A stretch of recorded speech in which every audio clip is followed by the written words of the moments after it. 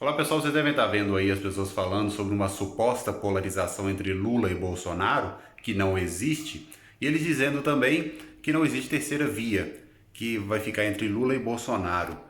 Essas pessoas querem colocar o Lula no mesmo patamar de Bolsonaro, como se houvesse uma polarização. Não há polarização, não há terceira via e não há segunda via também.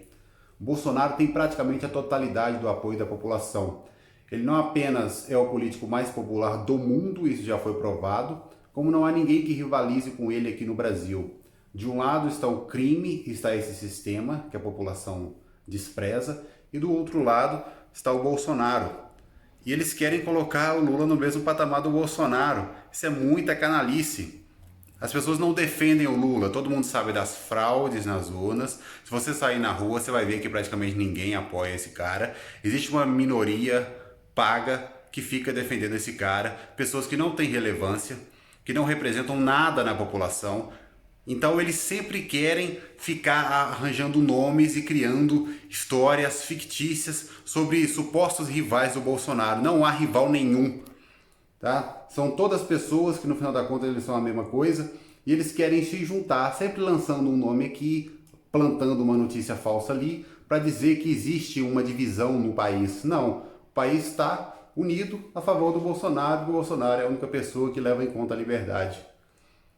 Entendeu? Então eu quero dizer outra coisa aqui sobre os crimes do Lula, que as pessoas ficam falando em triplex, em Guarujá, em processo de Sérgio Moro. Isso é nada perto do que o Lula fez. Os verdadeiros crimes do Lula. Vou comentar aqui. Costumo comentar isso no canal. Vou dizer aqui. O Lula, ele através do BNDES, que ele que escolhia o presidente do BNDES, tinha uma ingerência grande lá dentro, ele patrocinava empresas através do BNDES para fazer obras em países de ditadura, tanto na América Latina como na África. E o que acontecia? Essa empresa ia fazer uma obra lá na África, numa ditadura africana, ou em Cuba, por exemplo. Aí o BNDES patrocinava, pagava a empresa, financiava a obra toda. E o BNDES fazia com que a empresa recebesse imediatamente pela obra, então a empresa não ficava no prejuízo.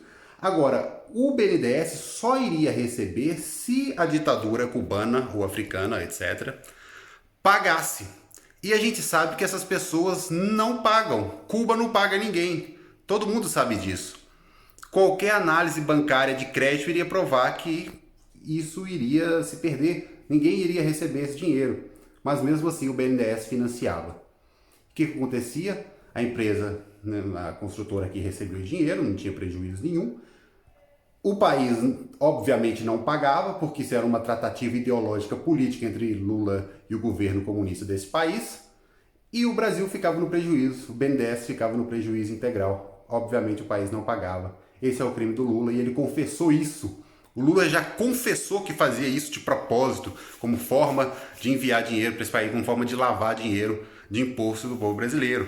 Outro crime horroroso do Lula foi ele pagar a dívida externa com juro baixo e pegar dinheiro para fazer isso com dívida interna de juro alto, ou seja, ele aumentou a dívida pública de propósito. Hoje você está aí com o orçamento público comprometido, pagando juros em cargo de dívida que foi feito na época do Lula. Ele começou a gastar sem parar, aumentar salário de funcionário público, criando um monte de demagogia, aumentou o gasto, tá aí, tá? E ele praticava o fascismo aqui, ele desconsiderava a economia como um todo e governava o país em grupos de interesse, né? Banqueiros, etc. Ele se gabava de que banqueiro nunca ganhou dinheiro como no governo dele. Ou seja, esse cara é desprezado pela população, a população sabe disso e ficam aí esses idiotas que se dizem de direita dizendo que o Lula tem relevância política no Brasil, que o Lula tem voto, que o Lula vai disputar com o Bolsonaro.